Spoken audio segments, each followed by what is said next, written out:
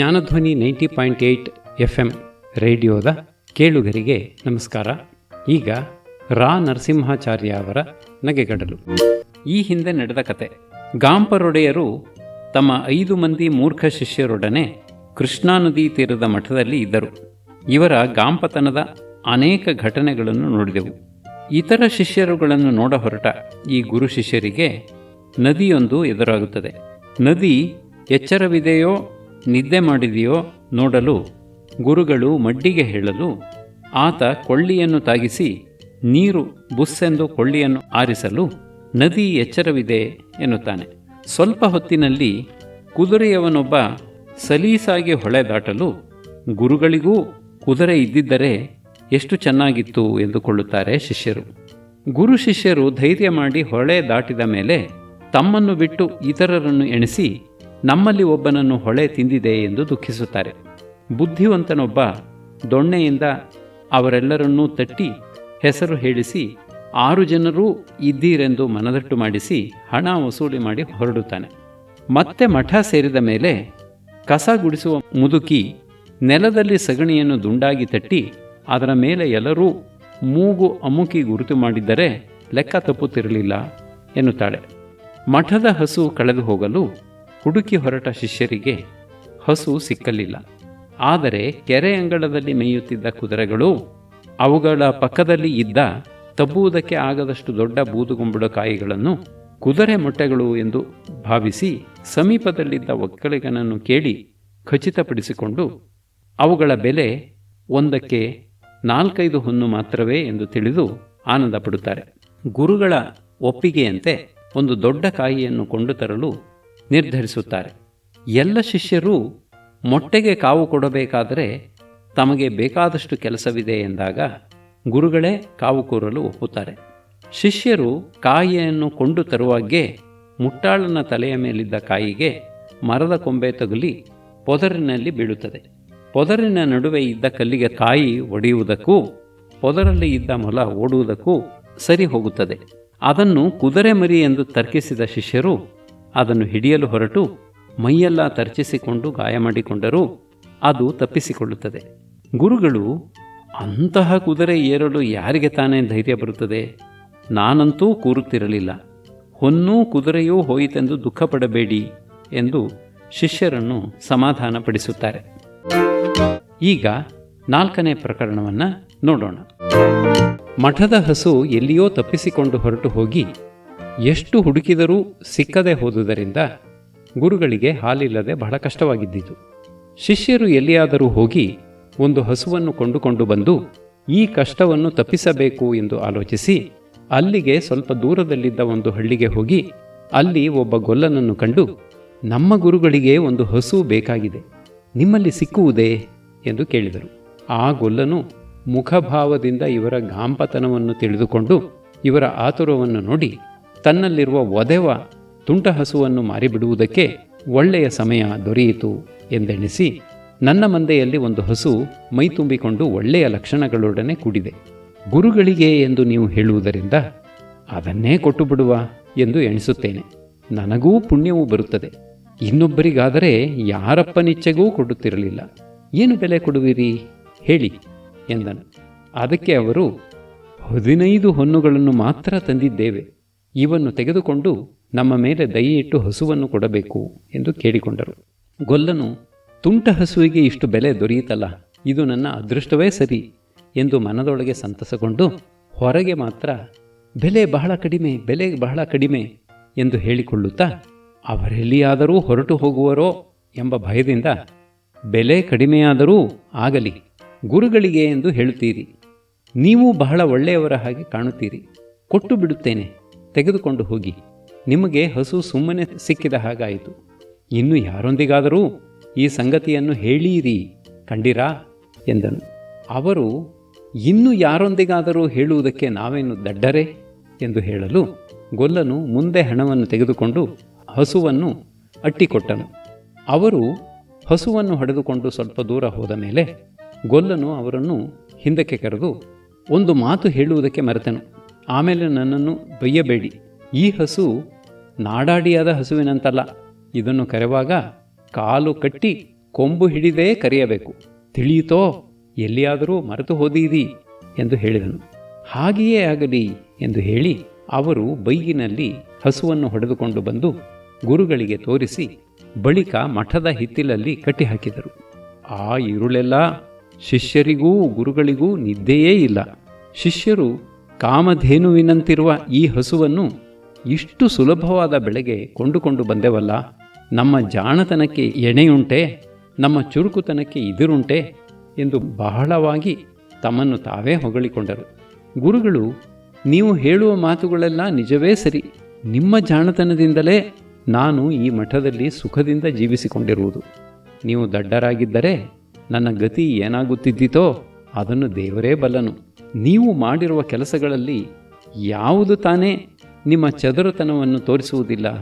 ಹಸುವನ್ನು ಅಗ್ಗವಾಗಿ ಕೊಂಡುಕೊಂಡು ಬಂದುದು ಹಾಗಿರಲಿ, ಕುದುರೆ ಮೊಟ್ಟೆಯ ವ್ಯಾಪಾರದಲ್ಲಿ ನೀವು ತೋರಿಸಿದ ಜಾಣತನವನ್ನು ಯಾರು ತಾನೇ ಕೊಂಡಾಡರು ಎಂದು ಹೇಳಿದರು.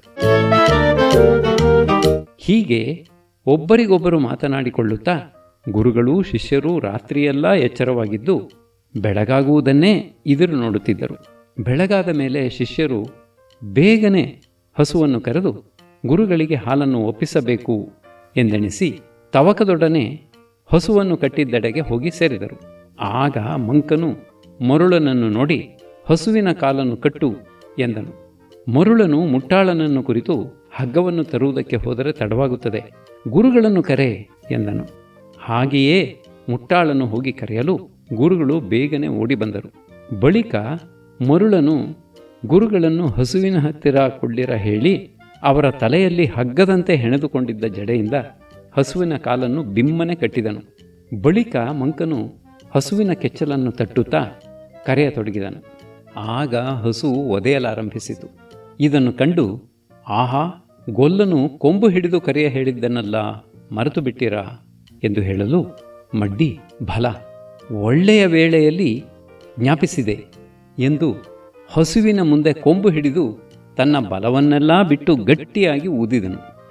ಆಗ ಹಸು ಬೆಚ್ಚಿ ಬೆದರಿ ಕಟ್ಟಿದ್ದ ಗೂಟವನ್ನು ಕಿತ್ತುಕೊಂಡು ಇಬ್ಬರು ಮೂವರನ್ನೂ ಹಾಯ್ದು ಗುರುಗಳನ್ನು ಮುಳ್ಳಿನಲ್ಲಿಯೂ ಕಲ್ಲಿನಲ್ಲಿಯೂ ಎಳೆದುಕೊಂಡು ನಿಟ್ಟೋಟವಾಗಿ ಓಡಿಹೋಗಿ ಬಳಲಿ ಒಂದು ಕಡೆ ನಿಂತುಕೊಂಡಿತು. ಶಿಷ್ಯರು ಹಸುವನ್ನು ಹಿಂದಟ್ಟಿ ಹೋಗಿ ಬಹಳ ಪ್ರಯಾಸದಿಂದ ಗುರುಗಳ ಜಡೆಯ ಕಟ್ಟನ್ನು ಬಿಚ್ಚಿದರು. ಕೂಡಲೇ ಹಸು ನಾಗಾಲೋಟವಾಗಿ ಓಡಿಹೋಯಿತು. ಗುರುಗಳು ಜ್ಞಾನವಿಲ್ಲದೆ ಬಿದ್ದ ಕಡೆಯೇ ಬಿದ್ದಿದ್ದರು. ಅವರ ಮೈಯಲ್ಲೆಲ್ಲ ಗಾಯವಾಗಿ ರಕ್ತವು ಸೋರುತ್ತಿದ್ದಿತು. ಶಿಷ್ಯರು ಅವರನ್ನು ಹೊತ್ತುಕೊಂಡು ಬಂದು ಮಠದಲ್ಲಿ ಹಾಸಿಗೆಯ ಮೇಲೆ ಮಲಗಿಸಿದರು. ಬಹಳ ಹೊತ್ತಿನ ಮೇಲೆ ಗುರುಗಳಿಗೆ ಜ್ಞಾನವೂ ಬಂದಿತು. ಅವರು ಬದುಕಿದುದೇ ಪುನರ್ಜನ್ಮವಾಯಿತು.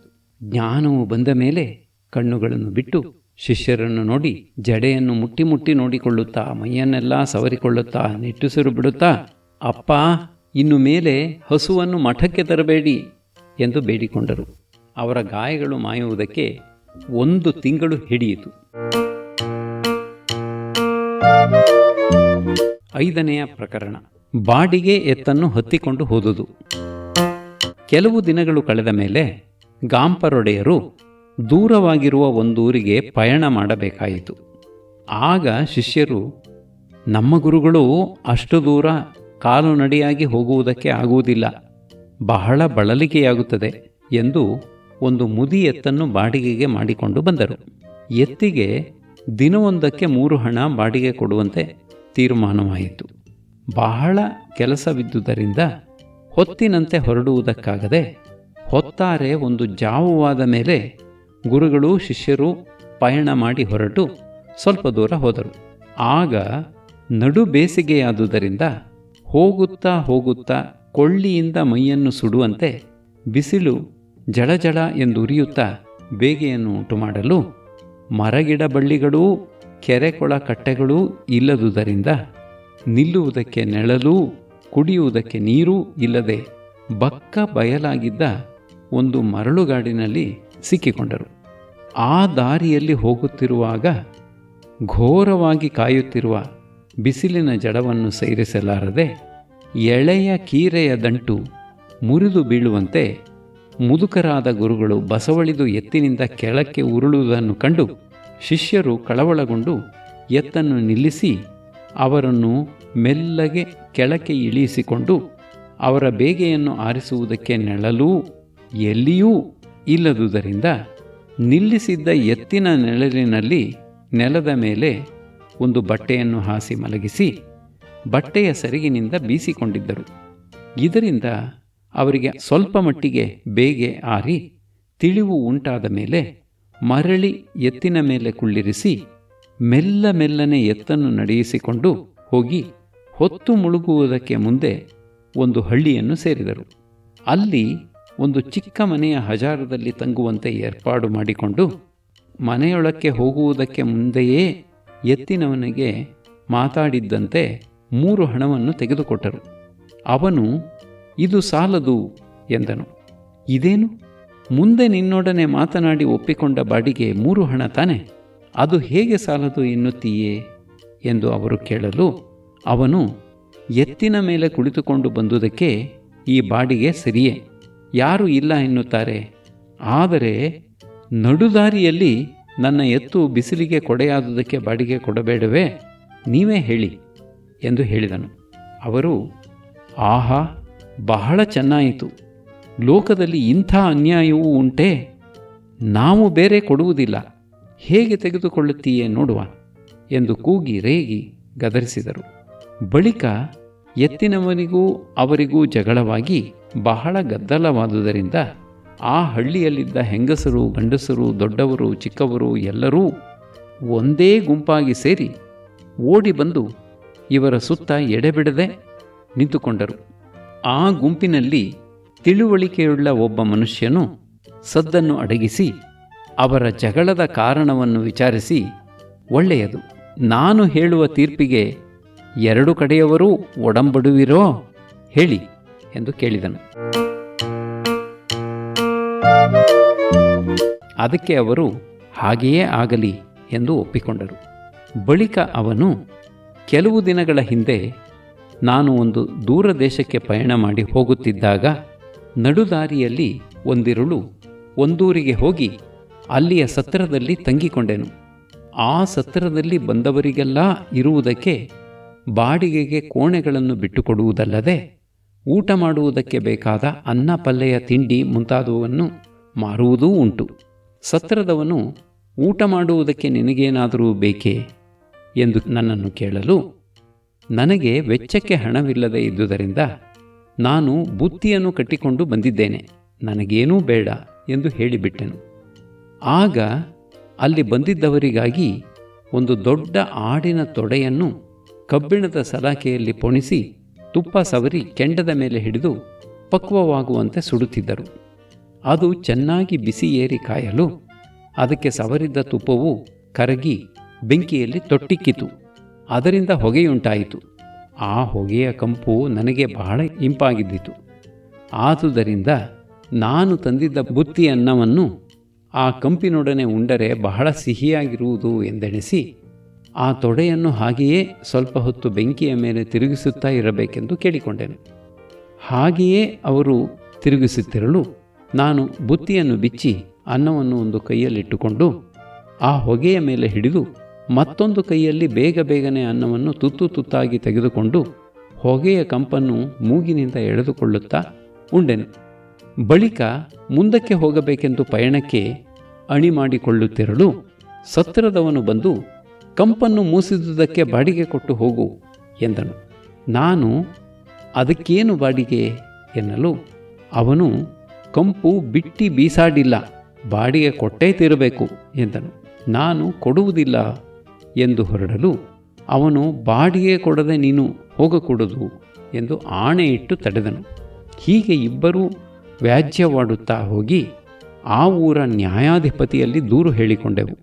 ಆ ನ್ಯಾಯಾಧಿಪತಿಯಾದರೋ ಪೂರ್ಣ ಪಂಡಿತನು, ಸಕಲ ಶಾಸ್ತ್ರ ನಿಪುಣನು, ಬಹು ಬುದ್ಧಿಶಾಲಿ, ಮಹಾ ಸಮರ್ಥನು, ವಿಶೇಷವಾಗಿ ನ್ಯಾಯ ಸೂಕ್ಷ್ಮವನ್ನು ತಿಳಿದವನು. ಆ ಬಲ್ಲರೆರೆಯನು ಮಾಡಿದ ತೀರ್ಪನ್ನು ಕೇಳಿ, ಬಾಡನ್ನು ತಿಂದುದಕ್ಕೆ ಬೆಲೆ ಹಣ, ಬಾಡಿನ ಕಂಪನ್ನು ಮೂಸಿದುದಕ್ಕೆ ಬೆಲೆ ಹಣದ ಕಂಪು, ಇದೇ ನಾನು ಮಾಡುವ ತೀರ್ಪು ಎಂದು ಹೇಳಿ ಸತ್ರದವನನ್ನು ಹತ್ತಿರ ಕರೆದು ಹಣ ತುಂಬಿದ ಒಂದು ಚೀಲವನ್ನು ಎತ್ತಿ ಅವನ ಮೂಗಿನ ಮೇಲಿಟ್ಟು ಬಲವಾಗಿ ಉಜ್ಜುತ್ತಾ, ನಿನಗೆ ಸಲ್ಲಬೇಕಾದ ಬಾಡಿಗೆ ಸಂದಿತೋ ಎಂದು ಕೇಳಿದನು. ಆಗ ಸತ್ರದವನು, ಅಯ್ಯೋ, ಮೂಗು ಹೋಯಿತು ಮಾರಾಯ, ಬಿಟ್ಟರೆ ಸಾಕಪ್ಪ, ಬಾಡಿಗೆ ಬಂದು ಹೋಯಿತು, ಸಾಕು ಸಾಕು ಎಂದು ಅಳುತ್ತಾ ಹೊರಟು ಹೋದನು. ನೋಡಿದಿರೋ, ಇದು ಒಳ್ಳೆಯ ನ್ಯಾಯವಲ್ಲವೇ? ನಿಮಗೂ ಇದೇ ತೀರ್ಪು. ಹೇಗೆಂದರೆ, ಎತ್ತಿನ ಮೇಲೆ ಕುಳಿತುಕೊಂಡು ಬಂದುದಕ್ಕೆ ಬಾಡಿಗೆ ಹಣ, ಎತ್ತಿನ ನೆಳಲಲ್ಲಿ ಇದ್ದುದಕ್ಕೆ ಬಾಡಿಗೆ ಹಣದ ನೆಳಲು. ಆದರೆ ಈಗ ಹೊತ್ತು ಮುಳುಗಿರುವುದರಿಂದ ಎತ್ತಿನ ನೆಳಲ ಬಾಡಿಗೆಗೆ ಹಣದ ನೆಳಲು ಸಿಕ್ಕುವುದಿಲ್ಲ. ಅದಕ್ಕೆ ಪ್ರತಿಯಾಗಿ ಹಣದ ಸದ್ದನ್ನು ಒಪ್ಪಿಸಿಕೊಳ್ಳಬೇಕು ಎಂದು ಹೇಳಿ ಎತ್ತಿನವನನ್ನು ಹತ್ತಿರ ಕರೆದು ಬಿಗಿಯಾಗಿ ಹಿಡಿದುಕೊಂಡು ಹಣದ ಚೀಲವನ್ನೆತ್ತಿ ಗಟ್ಟಿಯಾಗಿ ಸದ್ದಾಗುವಂತೆ ಅವನ ಕಿವಿಯ ಮೇಲೆ ಬಡಿದು ತಾಗಿಸಿ, ಏನಯ್ಯ ಎತ್ತಿನವನೇ, ಹಣದ ಸದ್ದು ಕೇಳಿಸಿತೋ ಎಂದು ಕೇಳಿದನು. ಅದಕ್ಕೆ ಅವನು, ಕೇಳಿಸಿತಯ್ಯ, ಕೇಳಿಸಿತು, ಕಿವಿ ನೋಯುತ್ತದೆ, ಸಾಕು, ಬಾಡಿಗೆ ಸಾಕು, ಅಪ್ಪಪ್ಪ ನಿನಗೆ ಪುಣ್ಯ ಬರುತ್ತದೆ, ಬಿಡಪ್ಪ ಬಿಡು ಎಂದು ಗೋಳಾಡುತ್ತಾ ಬೇಡಿಕೊಳ್ಳಲು ಆತನು ಅವನನ್ನು ಬಿಟ್ಟು ಬಿಟ್ಟನು. ಬಳಿಕ ಗುರುಗಳು ಎತ್ತಿನವನನ್ನು ನೋಡಿ, ಅಯ್ಯ, ನಿನ್ನೆತ್ತು ಸಾಕು, ಈ ರಗಳೆ ಇನ್ನೂ ಬೇಡ, ಎತ್ತನ್ನು ಹೊಡೆದುಕೊಂಡು ಹೋಗು, ಇನ್ನು ಸ್ವಲ್ಪ ದೂರವೇ ಪಯಣ ಹೋಗಬೇಕಾದುದು, ಹೊತ್ತಾರೆ ತಂಪು ಹೊತ್ತಿನಲ್ಲಿ ಮೆಲ್ಲ ಮೆಲ್ಲಗೆ ನಡೆದುಕೊಂಡು ಹೋಗುತ್ತೇನೆ ಎಂದು ಅವನನ್ನು ಹೋಗ ಹೇಳಿ, ತರುವಾಯ ತೀರ್ಪು ಮಾಡಿದವನನ್ನು ನೋಡಿ, ಅಯ್ಯ, ನೀನು ನಮ್ಮ ವ್ಯಾಜ್ಯವನ್ನು ಸ್ವಲ್ಪವೂ ಪಕ್ಷಪಾತವಿಲ್ಲದೆ ಕತ್ತರಿಸಿದಂತೆ ಸರಿಯಾಗಿ ತೀರಿಸಿದೆ. ದೇವರು ನಿನಗೆ ಒಳ್ಳೆಯದು ಮಾಡಲಿ, ನಿನ್ನ ಹೊಟ್ಟೆ ತಣ್ಣಗಿರಲಿ ಎಂದು ಅವನನ್ನು ಹೊಗಳಿ ಹರಸಿ ಕಳುಹಿಸಿದರು. ಮಾರನೆಯ ದಿವಸ ಕೋಳಿ ಕೂಗಿದ ಕೂಡಲೇ ಎದ್ದು ಗುರುಗಳೂ ಶಿಷ್ಯರೂ ಪಯಣ ಮಾಡಿ ತಾವು ಹೋಗಬೇಕಾದ ಊರಿಗೆ ಬಿಸಿಲೇರುವುದಕ್ಕೆ ಮುಂದೆ ಹೋಗಿ ಸೇರಿದರು. ಆ ದಿನವೆಲ್ಲ ಅಲ್ಲಿಯೇ ಇದ್ದು ತಮ್ಮ ಕೆಲಸಗಳನ್ನೆಲ್ಲ ತೀರಿಸಿಕೊಂಡು ಮರುದಿವಸ ಹೊತ್ತಿನಂತೆ ಹೊರಟು ಒಂದು ಹರಿದಾರಿಯ ದೂರ ನಡೆದು ಬಂದರು. ಅಷ್ಟು ಹೊತ್ತಿಗೆ ನೆಲದ ಮೇಲೆ ಕಾಲೂರುವುದಕ್ಕಾಗದ ಹಾಗೆ ಬಿಸಿಲು ಏರಿ ಹೋಯಿತು. ಗುರುಗಳು ದಣಿದು ದೂಪಿಸಿ ಕಾಲು ಸೋತು ತೊಡೆ ನಡುಗಿ ಮುಂದಕ್ಕೆ ಅಡಿಯಿಡಲು ಆಗದೆ ಬಸವಳಿದು ಬಿದ್ದರು. ಆಗ ಶಿಷ್ಯರು ಕಳವಳಗೊಂಡು, ಅಯ್ಯೋ, ಈ ಮರಳುಗಾಡಿನಲ್ಲಿ ಚೆನ್ನಾಗಿ ಸಿಕ್ಕಿಕೊಂಡೆವಲ್ಲ, ನೆಳಲಲ್ಲಿ ಗುರುಗಳನ್ನು ಮಲಗಿಸುವ ಎಂದರೆ ಎತ್ತ ನೋಡಿದರೂ ನಮ್ಮ ಕಣ್ಣಿಗೆ ಮರಗಳೇ ಕಾಣುವುದಿಲ್ಲವಲ್ಲ, ಮುಂದೇನು ಗತಿ? ಅಯ್ಯೋ ಪಾಪಿ ದೈವವೇ, ಗುರುಗಳನ್ನು ಹೀಗೆ ಕೊಲ್ಲಬೇಕೆಂದು ಎಷ್ಟು ದಿವಸದಿಂದ ಹಾರೈಸುತ್ತಿದ್ದೆ.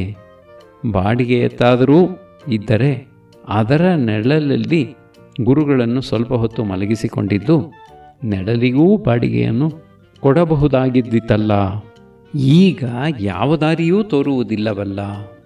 ಅಯ್ಯೋ ಸೂರ್ಯನೇ, ಮುದುಕರಾದ ಗುರುಗಳ ಮೇಲೆ ಮೊನೆಗಾರಿಕೆಯನ್ನು ತೋರಿಸುವುದು ನ್ಯಾಯವೇ? ಹೀಗೇಕೆ ಹೆಮ್ಮೆಯಿಂದ ಉರಿದು ಹೋಗುತ್ತೀಯೇ? ನಿನ್ನ ಹೆಮ್ಮೆ ನೆಲೆಯಾಗಿರುವುದೇ ಎಂದು ಹಲವು ತೆರನಾಗಿ ಹಲುಬಿದರು.